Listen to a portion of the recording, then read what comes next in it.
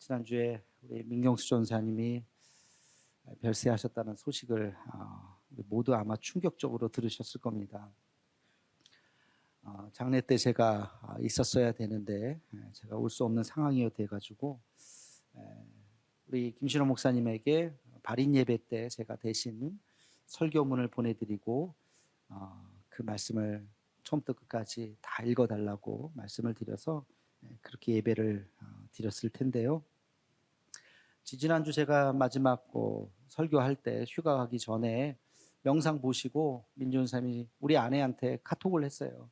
목사님 사모님 휴가 잘 다녀오세요 하고, 그래서 잘 다녀오겠다고 불과 몇 주 전에 우리 당의 장로님들하고 문병 가가지고 잘 또 씩씩한 모습 보고 휠체어에 앉아 계시기는 했지만 재활 잘하고 계시다고, 그래서 이제 금방 일어나실 것 같다고 그러고 왔는데 참 어떻게 갑자기 이렇게 가셨는지 참 이해할 수가 없죠. 참 힘들게 적응하고 그럴 때 저에게 늘 힘이 되어 주셨습니다. 말 한마디라도 따뜻하게 해주셨고 격려해 주셨고 힘들 때는 또 위로도 해주셨고 그랬던 분이 우리 전도사님이셨습니다. 갑자기 떠났다는 이야기를 듣고 저의 좋은 동역자요, 친구요, 위로자가 갔다는 생각에 제 마음이 참 많이 또 슬프고 안타까웠습니다. 전사님과 대화했던 대목 중에 제가 잊을 수 없는 말 한마디가 있는데요. 한 번은 그런 말씀을 하시더라고요. 목사님, 하나님이 우리 대도교회를 참 사랑하시는 것 같아요. 그래서 그렇죠. 근데 왜요? 그랬더니 목사님 같은 분을 우리 교회 보내주셨잖아요. 그러시더라고요. 이거 참 리서비스도 잘하신다. 그런 생각을 했지만 기분이 좋았고 또 그것이 그냥 저를 또 기분 좋게 하라고 하시는 말씀일 수도 있었겠지만 그 말이 예사로이 들리지 않더라고요. 그렇지, 하나님이 대도교회를 또 사랑하시고 또 하나님이 나를 사랑하셔서 이렇게 귀한 교회로 보내셨구나, 그런 대화를 했던 기억이 납니다. 지금도 하늘나라에서 우리를 지켜보면서 우리 교회가 부흥되기를, 우리 교회가 또 하나님 안에서 아름다운 교회가 되기를 응원하고, 특별히 우리 전사님 많이 아프셨기 때문에 환우들에 대한 또 마음이 있을 겁니다. 빨리 낫기를 아마 응원하고 계실 줄로 압니다. 전사님이 하셨던 말씀을 기억하면서 우리 옆 사람과 같이 한번 인사했으면 좋겠습니다. 하나님이 나를 사랑하셔서 당신을 보내주셨습니다. 한 번 더 하겠습니다. 당신을 만난 것이 하나님이 나를 사랑하신다는 증거입니다. 좀 길죠? 하나님 나를 사랑하셔서 당신같이 귀한 분을 만나게 하셨다는 거예요. 근데 이 말은 가만히 생각해 보면 진심이에요. 정말이에요. 하나님이 우리를 너무나도 사랑하시기 때문에 우리 옆에 있는 분들 또 우리 좋은 교회를 이렇게 보내주신 거예요. 하나님이 여러분을 너무나도 사랑하시기 때문에 여러분의 배우자를 만나게 했는 줄로 믿습니다. 아멘이 안 나오시는 분이 있는 것 같아요. 이 왼수를 내가 어떻게 어떤 부인이요, 남편한테 이런 말을 했답니다. 여보, 우리는 로또 같은 부부예요. 그래서 로또 되니까 기분이 좋았고, 그래 우리가 로또야? 그랬더니 맞아요, 우리는 안 맞아도 너무 안 맞아. 이렇게 안 맞은 게 없어. 로또같이 안 맞는다고. 안 맞으니까 하나님이 서로 도와주라고 만나게 하신 거예요.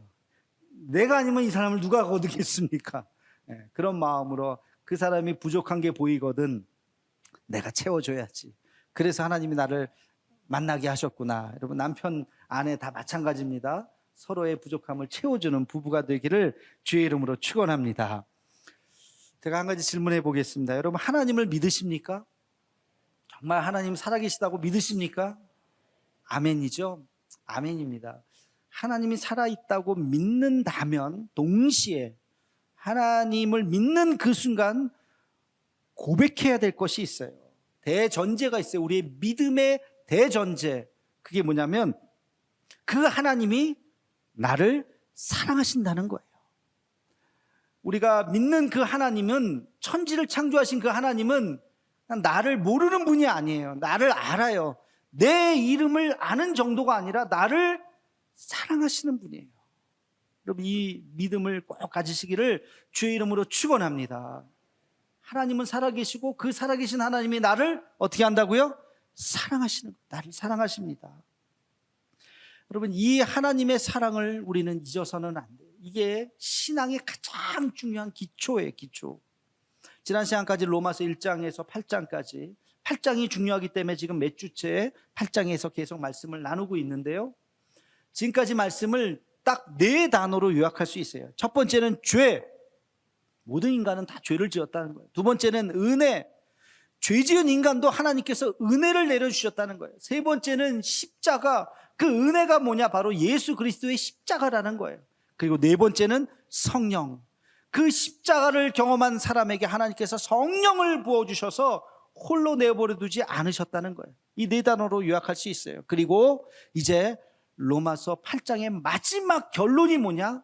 이 모든 것이 다 하나님의 사랑이라는 거예요. 하나님의 사랑. 하나님이 우리를 사랑하셔서 이렇게 하셨다는 거예요.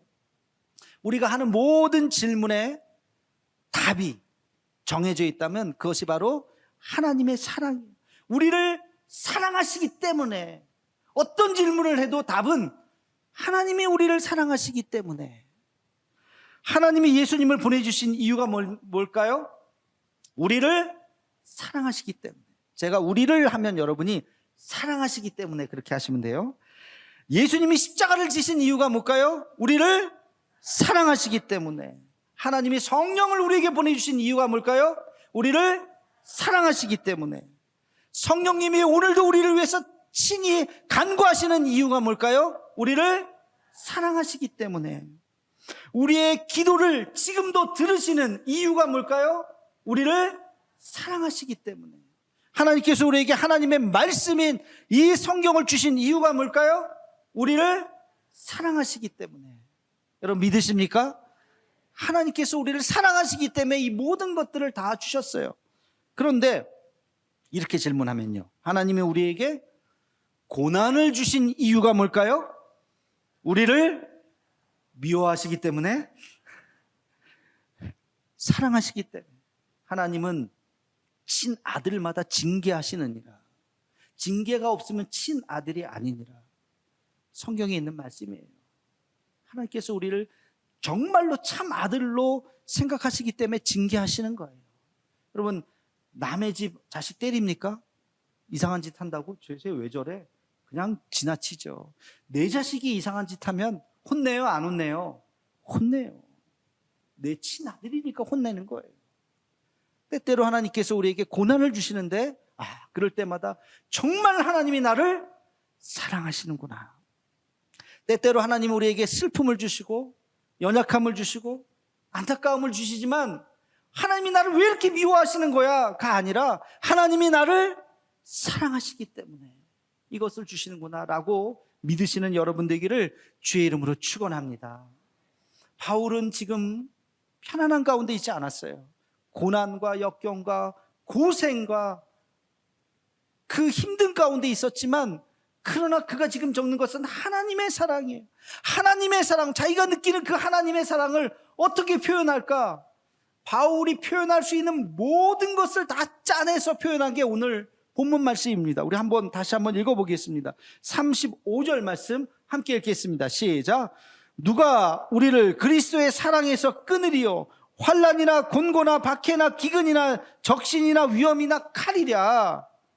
여러분, 환난이 와도 결코 내가 하나님의 그 사랑을 잃어버리지 않겠다는 거예요. 하나님이 우리를, 그 사랑을 놓지 않으신다는 거예요. 곤고나 박해나 기근이 올다 할지라도, 어떤 어려움이 온다 할지라도 하나님과 우리 사이에 연결되어 있는 이 사랑의 끈은 결코 끊어지지 않는다는 겁니다. 계속해서 읽어보겠습니다. 38절 39절 말씀입니다. 시작. 내가 확신하노니 사망이나 생명이나 천사들이나 권세자들이나 현재일이나 장래일이나 능력이나 높음이나 깊음이나 다른 어떤 피조물이라도 우리를 우리 주 그리스도 예수 안에 있는 하나님의 사랑에서 끊을 수 없으리라. 아멘. 얼마나 아름다운 말인지 몰라요. 야, 바울이 이 한 문장 한 문장을 쓰려고 고민을 엄청 했구나. 단어 하나하나에 힘을 엄청 들였구나 하는 것을 느낄 수가 있어요. 제가 이 말씀을 읽다가 유진 피터슨은 이걸 어떻게 번역했을까? 유진 피터슨이라고 하는 작가이면서 영성가가 있어요. 그분이 성경 원어를, 히브리어 헬라 원어를 자기가 사역을 해가지고 번역을 했습니다. 약간 문학적인 표현도 있고요, 의역된 부분도 많이 있어요. 근데 그 표현이 또 굉장히 와닿는 부분이 있어요. 그래서 제가 이 메시지 성경에서는 바로 이 부분을 이 유진 피터슨이 어떻게 번역했을까를 찾아봤습니다. 제가 한번 읽어드리겠습니다. 자막 띄워주세요. 여러분은 어떻습니까? 이처럼 하나님이 우리 편이 되어주셨는데 우리가 어떻게 패배할 수 있겠습니까? 누가 감히 하나님께서 택하신 이들을 들먹이며 그분께 시비를 걸 수 있겠습니까? 누가 감히 그들에게 손가락질을 할 수 있겠습니까? 우리를 위해 죽으신 분, 우리를 위해 다시 살아나신 분께서 지금 이 순간에도 하나님 앞에서 우리를 변호하고 계십니다. 그 무엇이 우리와 우리를 향하신 하나님의 사랑을 갈라놓을 수 있겠습니까? 절대 있을 수 없습니다. 고생도 난관도 증오도 배고픔도 노숙도 위협도 협박도 심지어 성경에 나오는 최악의 죄들도 마찬가지입니다. 나는 절대적으로 확신합니다. 그 무엇도 산 것이든 죽은 것이든 천사적인 것이든 악마적인 것이든 현재 것이든 장래 것이든 높은 것이든 낮은 것이든 생각할 수 있는 것이든 생각할 수 없는 것이든 절대적으로 그 무엇도 우리를 하나님의 사랑에서 떼어놓을 수 없습니다. 아멘. 하나님과 우리 사이에 연결되어 있는 이 사랑의 끈, 그 사랑의 사슬, 그것을 끊을 수 있는 것은 아무것도 없다는 거예요. 여러분, 제가 이 말씀을 읽고 또 읽으면서 저 나름대로, 번역은 아니고요, 저 나름대로 이렇게 해석을 해서 저는 이렇게 한번 요약을 해보았습니다. 한번 들어보시기 바랍니다. 하나님이 계시는데 무엇을 두려워할 필요가 있겠습니까? 우리를 위해서 그 아들을 내어주신 분이 무엇인들 안 주시겠습니까? 세상은 우리를 고난으로, 고통으로, 배신당함으로, 가난으로, 절방으로, 두려움으로 하나님과의 관계를 멀어지게 하고 심지어는 우리 자신의 죄 때문에 우리 스스로가 하나님을 멀리하려고 하지만 하나님은 절대로 우리를 붙잡은 손을 놓지 않으십니다. 하나님은 절대로 우리를 향한 그 사랑을 멈추지 않으십니다. 하나님은 절대로 우리를 포기하지 않으십니다. 지금 이 순간부터 우리가 죽는 그 순간까지 우리를 향한 하나님의 사랑은 결코 끊어지지 않습니다. 하나님은 사랑에 눈이 멀었습니다. 마지막 표현은 제가 그냥 넣은 거예요. 성경에 이런 표현은 없지만 하나님은 사랑에 눈이 멀었다. 하나님은 실수가 없으신 분이시죠? 근데 하나님의 유일한 실수가 하나 있어요. 하나님의 위대한 실수, 우리를 너무 사랑하신다는 거예요. 우리를 너무 사랑하신다는 거예요. 한 번 우리를 사랑한 다음에는 끊지 않으셔요. 여러분, 우리는요, 살다 보면, 처음에 좋았던 사람도요, 살다 보면 미워지는 사람이 있어요, 없어요? 싫어지는 사람이 있어요, 없어요? 있어요. 이해할 수 없고 용납될 수 없는 사람이 있어요, 없어요? 있어요. 살다 보면 어떻게 저런 사람이, 아이고 내가 저런 사람 어떻게 알고 지냈나 하면서 미워지는 사람, 싫어지는 사람, 원수가 되는 사람이 살다 보면 있어요. 다시는 보고 싶지 않다는 사람이 왜 없겠습니까? 살다 보면 우리 인간의 소갈딱지는 쪼가지고 품지를 못하는 거예요. 근데 하나님은요, 그 사람까지도 사랑하세요, 안 하세요? 사랑하세요. 하나님 이런 사람도 사랑하십니까? 사랑하세요. 원수 같은 사람도 사랑하십니까? 사랑하세요. 지금 감옥에 있는 어떤 사람도 사랑하십니까? 사랑하세요. 이게 하나님의 치명적인 약점이에요. 하나님은 사랑하지 않는 사람이 없어요. 우리는 아유 이 사람, 아유 저 사람, 뭐 싫어하는 사람이 살다 보면 나타나는데 하나님의 사랑은 한계가 없다고, 끝이 없어요.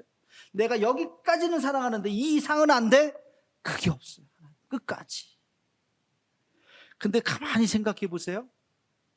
하나님의 사랑에 한계가 있었다고 생각한다면 하나님이 여러분을 끝까지 사랑하셨겠습니까?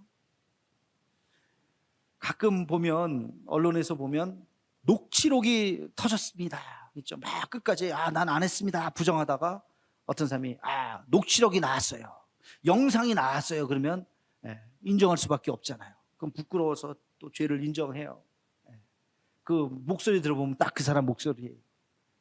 아유, 근데 지금까지 거짓말을 했네, 안 했다고. 근데 녹취록이 딱 나오면, 만약에 여러분 지금까지 했던 말, 행동, 누군가가 다 비디오를 찍어서 다 녹음을 해서 이 자리에서 터뜨렸다고 생각해 보세요. 얼마나 부끄러울까요? 우리가 솔직히 안 들켜서 그렇지, 우리가 얼마나 죄가 많은데. 말과 행동뿐만이 아닙니다. 여러분 마음에 생각했던 거, 추악한 생각들, 더러운 생각들, 그게 만약에 다 공개가 된다면 부끄러워서 어떻게 우리가 하나님 앞에 설 수 있겠어요? 부끄러워서 어떻게 우리가 사람들 앞에 설 수 있겠습니까? 하나님은요, 그럼에도 불구하고, 그 모든 것을 다 알고 계심에도 불구하고 여전히 우리를 사랑하시는 줄로 믿습니다. 하나님의 사랑은 끝이 없기 때문에, 그래, 너 죄인인 거 내가 안다, 너 얼마나 죄가 많은지 내가 다 안다, 그러나 그럼에도 불구하고 내가 너를 사랑하노라. 그게 하나님의 사랑이에요. 인간은 용서할 수 없는 사람이 있지만 하나님은 그렇지 않습니다. 하나님의 치명적인 약점이라니까요. 하나님 우리를 끝까지 사랑하시는 분이신 것입니다. 여러분, 하나님이 우리를 사랑하신다고 하는 것을 여러분 마음속 깊이 그 사랑을 느끼고 고백하는 여러분이 되기를 주의 이름으로 축원합니다. 하나님의 그 사랑은 어떤 조건 때문에 내가 하나님을 사랑하는 게 아니에요. 하나님이 나에게 잘 대해주셔서, 나를 풍성하게 해주셔서, 성공하게 해주셔서, 야, 하나님의 사랑이 크다 라고 말할 수 있는 것이 아닙니다. 우리가 아까 찬송가 304장을 불렀어요. 그 크신 하나님의 사랑. 이 찬양 다 좋아하시죠? 저도 참 좋아하는 찬양이에요. 멜로디도 좋고 가사는 또 기가 막히고 말로 다 형용할 수 없네. 근데 여러분, 이 찬양의 배경이 있습니다. 이 찬양은요, 프레드릭 마틴 레만이라고 하는 사람이에요. 독일 사람 이름인 것 같은데요, 이분이 미국으로 이민 온 사람이에요. 1868년생입니다. 그러니까 지금으로부터 한 100년, 150년 전 분이죠. 1800년대 중후반에 독일에 있는, 유럽에 있는 사람들이 많이 이제 미국으로 이민을 갔어요. 이 레만이라고 하는 사람도 4살 때 부모님의 손에 이끌려서 미국에 이민을 갔습니다. 이분이 예수님을 믿고 목회자가 되기로 결심을 하고 신학 공부를 하고 목사가 되었어요. 미국 시골의 어느 한 작은 교회에 부임을 해서 목회를 하고 있었는데, 교회가 너무 작으니까 목사님의 생활비를 다 대주지 못했습니다. 그래서 두 분은 사모님과 함께 일을 해야 됐어요. 낮에는, 주중에는 일을 하고 또 주말을 이용해서는 또 말씀을 전하고 그런 일을 했습니다. 어느 날도 치즈 공장에서 열심히 오전에 일을 하는데 일거리가 많아가지고 점심때를 이제 막 놓쳐서 늦은 점심을 이제 먹게 되었습니다. 도시락을 딱 아내가 싸준 도시락을 딱 열었는데 메모지가 있는 거예요. 메모지가 뭔가 하고 열어봤더니 한 편의 시가 쓰여져 있었습니다. 이 시는 뭐냐면 하다무트라고 하는 유대인들이 77절에 불렀던 찬양의 가사예요. 이 안에는 어디서 좋은 글을 들으면 메모하는 습관이 있었는데, 어느 날 이 찬양의 가사를 들으면서 너무 마음에 감동이 되어서 이 찬양의 가사를 썼어요. 그리고 남편이 고생할 텐데 밥 먹으면서 이거 한번 읽어보라고 거기다가 메모를 집어넣은 거예요. 이 남편이 메모장을 보면서 있었던 그 시를 읽게 되었습니다. 자막 한번 띄워주면 제가 한번 읽어보겠습니다. 바다를 잉크로 가득 채우고 하늘을 양피지로 만들었다 해도 땅 위의 모든 나무 줄기가 펜촉이 되고 세상 모든 사람이 필사하여 글을 쓴다 해도 하나님의 사랑을 다 기록할 수 없다네. 바다가 마르고 하늘 가득 양피지 두루마리를 펼쳐도 그 하나님의 사랑을 모두 기록할 수 없다네 라는 시예요. 유대인들이 읽었던 이 시예요. 이 글이 너무 좋아서 그 아내가 편지에 써서 남편한테 주어준 거죠. 남편이 밥 먹는 것도 잊어버리고 그 시를 읽고 눈물을 흘리면서 즉석에서 그 찬양 1절과 2절 가사를 쓰고 마지막 3절에는 바로 저 시를 인용해서 쓴, 그리고 노래를 작곡한 게 우리가 아까 불렀던 찬송가 304장입니다. 이 찬양의 노래가 쓰여지게 된 배경을 제가 말씀드렸어요. 근데요, 제가 이 사연을 가만히 읽고 보니까 아니 도대체 어느 구석에서 하나님의 사랑을 느꼈던가. 이분이 뭐 큰 교회 목사님인가요? 이분이 아주 무슨 유명한 목사님인가요? 제가 이분의 이름을 지금 2번 말씀드렸는데도 여러분 잘 기억을 못할 거예요. 네, 이분이 누군지도 몰라요. 저도 이번에 알았어요. 이분의 이름을. 유명한 분도 아니에요. 대단한 분도 아니에요. 교회가 생활비를 다 주지 못해서 일을 해야만 목사 노릇을 해야 되는 분이셨어요. 아내와 남편이 함께 같이 일을 하면서 싸준 도시락을 먹어야 되는 분이었다고요. 그럼에도 불구하고 이분은 이 시를 읽었을 때 하나님의 그 크신 사랑, 하나님의 그 크신 은혜 하면서 눈물 흘리면서 이 노래를 작사 작곡을 했던 것입니다. 어느 대목에서 하나님의 사랑을 느꼈을까요? 고난과 역경도 하나님의 은혜구나 하고 하나님의 사랑을 느꼈던 것입니다. 여러분, 하나님의 사랑은 절대 조건이 아닙니다. 여러분 잘 나가시고 돈 많이 벌고 승승장구하면 야, 하나님 나를 사랑하시는구나, 그것 때문에 하나님의 사랑을 느낀다면 진정한 하나님의 사랑이 아니죠. 하나님의 사랑은 조건이 아니에요. 내 마음속에 강같은 평화, 강같은 은혜, 내 형편과 처지와 관계없이 하나님께서 나에게 부어주시는 그 은혜를 느낄 때 이것이 하나님의 사랑이구나 하고 고백할 수 있는 우리가 되기를 주의 이름으로 축원합니다. 예전에 100가지 감사를 적어본 적이 있어요. 20개까지는요 신나게 적어요. 뭐 주셔서 감사하고 뭐 주셔서 감사하고. 한 20개 지나고 나면 다 썼어요. 더 이상 뭐 주신 게 없어요. 쓸 게 없어요. 뭐가 감사한가? 그때부터 진짜 감사가 시작되더라고요. 내가 오늘 아침을 먹었던 것도 감사하고, 점심을 끼니를 걱정하지 않아서 감사하고. 여러분 끼니를 걱정하시는 분이 있나요? 다음 식사, 우리 이제 조금 있으면 점심 먹는데 나 점심 못 먹는데 걱정하시는 분 없죠? 네, 우리 교회는 다 무료로 점심을 드립니다. 저녁 걱정하시는 분이 있어요. 네, 반찬을 못 먹을지는 고민할 수도 있을지 몰라도 밥 못 먹을까 봐 걱정하시는 분은 아마 없을 겁니다. 우리가 이렇게 하루를 살아갈 수 있다는 거, 이 더운 날 이렇게 시원한 곳에서 예배 드릴 수 있다는 거, 이거 얼마나 참 감사한지 몰라요. 저는 우리가 함께 같이 모여서 예배 드릴 수 있는 것도 감사해요. 생각해보면 모든 것이 감사해요. 내가 아침에 눈을 뜬 것도 감사해요. 지금 이 자리에 있는 것도 감사해요. 우리의 삶이 감사라고 하는 것을 깨닫게 되는 것이죠.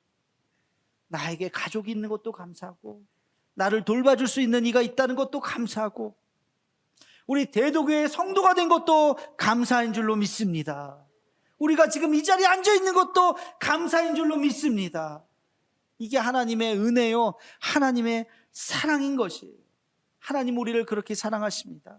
나를 이 자리까지 인도하시도록 사랑하시고, 그 하나님의 사랑은 나뿐만이 아니라 내 옆에 있는 사람도 사랑하시는 거예요. 내 옆에 있는 사람도 내가 좋아할 수도 있고 좋아하지 않을 수도 있지만 하나님께서 나를 사랑하시는 그 사랑으로 동일하게 그를 사랑하시는 줄로 믿습니다. 하나님께서 나를 사랑해 주셔서 우리를 여기로 인도하셨다고요. 우리를 이렇게 만나게 하셨다고요. 우리의 만남이 바로 하나님의 사랑의 증거인 줄로 믿습니다. 우리가 그렇게 주님의 사랑을 느끼며 깨달으며 그 사랑을 전하며 살아갈 수 있는 저와 여러분의 삶이 되기를 주님의 이름으로 축원합니다.